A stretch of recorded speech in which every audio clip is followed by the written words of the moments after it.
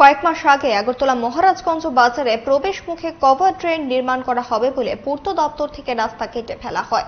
এর কিছুদিন পর ব্যবসায়ীরা মিলে বাঁশের মাচা বানিয়ে দেন যাতে ক্রেতারা বাজারে প্রবেশ করতে পারেন। কিন্তু কয়েক মাস অতিক্রম হওয়ার পরেও পূর্ত দপ্তর কর্তৃপক্ষ ড্রেন নির্মাণের কাজে হাত দেয়নি, এমনই অভিযোগ করেন স্থানীয় ব্যবসায়ীরা।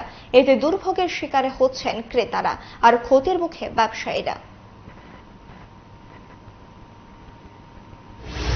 কভার ড্রেন নির্মাণ হওয়ার কথা ছিল, ওটার জন্য ড্রেনটা বেরিয়েছিল, কিন্তু আমরা ভাবিনি এতটা সময় লাগবে। আজকে 1-1.5 মাস যাবৎ সেরকম অবস্থায় পড়ে রয়েছে। আমরা বাজারে কাস্টমার আসতে পারছে না, আমরা ব্যবসায়ীরা ব্যবসাও ঠিকভাবে হচ্ছে না। আমরা অনেকটা সমস্যার সম্মুখীন হচ্ছি, আমাদের মাল নিয়ে আসতে পারছি না।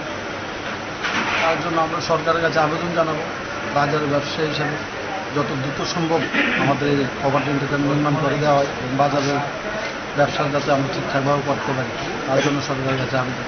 সেটাও বলতে পারবো না, ড্রেনটা হঠাৎ করে ড্রেনটা দিয়ে জল ওভারফ্লো করছিল, তারপর দেখলাম জেসিবি মেশিন এসে ভেঙে দিয়ে গেল, বলছে ড্রেন হয়ে যাবে।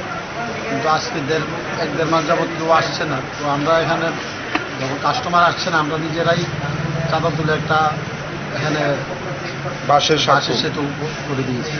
তারপরে তো কাস্টমার বাইক গাড়ি ছাড়া তো আর চলতে পারে না, বাইক আসতে পারছে না, তো কেউ আসছে না বাজারের মধ্যে। আমরা অনেকটাই সমস্যার সম্মুখীন হচ্ছি।